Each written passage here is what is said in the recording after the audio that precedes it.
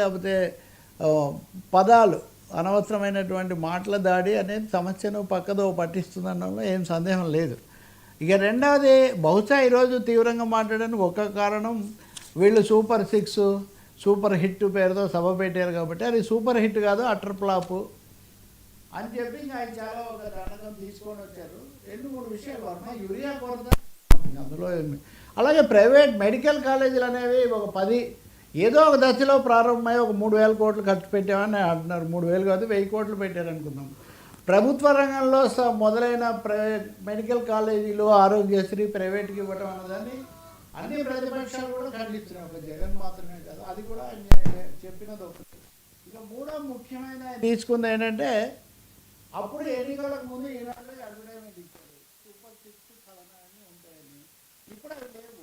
ఇప్పుడు అవి చేశారు. ఉదాహరణకు నిరుద్యోగ భృతి 3,000 రూపాయలు ఇస్తామన్నది, కానీ ఎవరు వెళ్ళినా వాళ్ళందరికీ స్కూళ్ళకి వెళ్తే సాయం చేస్తామన్నది, ఇట్లాంటివన్నీ పూర్తిగా అమలు చేయలేదు. వాటి బదులు అన్న క్యాంటీన్లు ఇవి తెచ్చి పెడుతున్నారు. 230 అన్న క్యాంటీన్లు మళ్ళీ అదే పత్రికలో అడ్వర్టైజ్మెంట్ తీసుకొని వచ్చి అని నేను అనుకోవడం ఇందాక చెప్పినట్టే రేపు వాళ్ళ సభకు ముందే దాని మీద ఒక ఎదురుదాడనండి లేకపోతే దాని మీద తమ తీవ్ర ఆరోపణలు విమర్శలతో ముందుకు రావాలని భావించినట్టు కనిపిస్తుంది.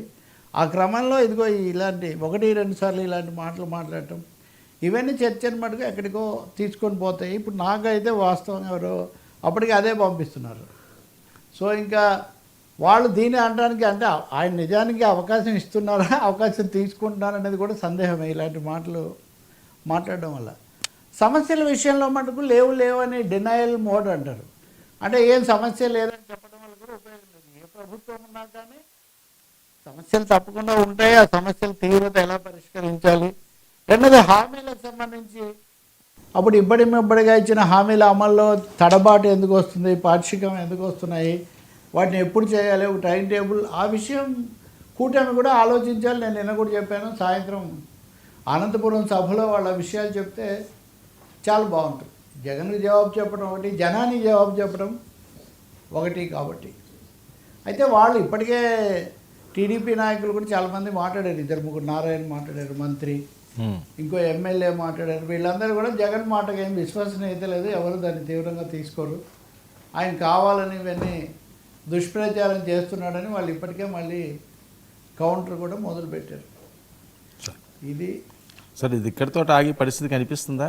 అసలేం ఆగదు. నేను చెప్తున్నా, ఆగితే ఆయన ఎందుకు మాట్లాడతారు, లేకపోతే వీళ్ళెందుకు అప్పుడు ఎదుర్కొంటారు.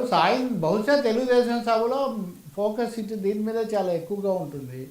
సో రాష్ట్రంలో ఒక పొలిటికల్ వార్ తీవ్ర స్థాయిలో జరగబోతుంది అనేది అయితే చాలా స్పష్టం. అది కూడా కాకుండా స్థానిక సంస్థల ఎన్నికలు జనవరిలో జరుగుతాయని ఎన్నికల అధికారి ఆమె నీలం సాహ్ని ప్రకటించారు. అది కూడా ఈవీఎంలతో జరుగుతాయని ప్రకటించారు. గతంలోనే బ్యాలెట్ పేపర్లతో చేశారు. ఇప్పుడు కర్ణాటకలో కాంగ్రెస్ ప్రభుత్వం కూడా బ్యాలెట్ పేపర్లతోనే స్థానిక సంస్థల ఎన్నికలు చేస్తామని వాళ్ళు దానికి సిద్ధం అవుతున్నారు. కానీ నీలం సాహ్ని గారు మాత్రం ఈవీఎంలతోనే మేము చేస్తాము, దానికి సంబంధించిన ఇది పెట్టాము, టెండర్ పెట్టాము అన్నమాట ఆమె చెప్తున్నారు. ఎవరు టెండర్ అంటే ఎలక్షన్ కమిషన్.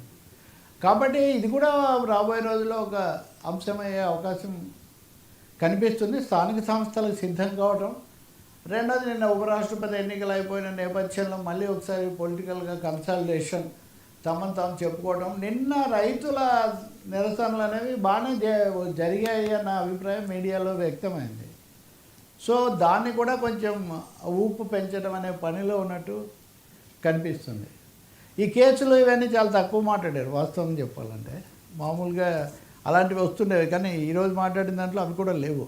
సమస్యలు వాటి మీద ఫోకస్ పెట్టడం.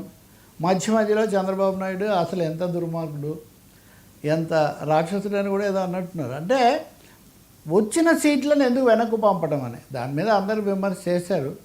వీళ్ళేమో అసలు మీరేం చేయలేదు, కేవలం కాంపౌండ్ వాల్ కట్టారు, లేకపోతే కనీసం కూడా ఖర్చు పెట్టలేదు, మేము చేసినందువల్ల నష్టం ఏమి రాదు, లాభమే జరుగుతుందని వాళ్ళు సమర్థించుకుంటున్నారు.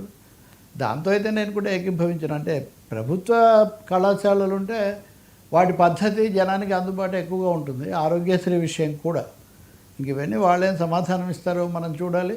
మూడోది వైసీపీ బహుశా ఇదే పద్ధతిలో దూకుడుగా వెళ్తుంది అని కూడా జగన్ మాటలను బట్టి సంకేతాలు మనకు కనిపిస్తాయి. ఇప్పుడు ఉల్లి రైతుల సమస్య నిజమే, అంతకుముందు చీనీ రైతుల సమస్య నిజమే, మిర్చి ఈ సమస్యలే లేవంటేనేమో నిన్న కూడా అదే కదా కర్నూలు మార్కెట్లో షర్మిల, జగన్, రైతు సంఘాలు, అంత తర్వాత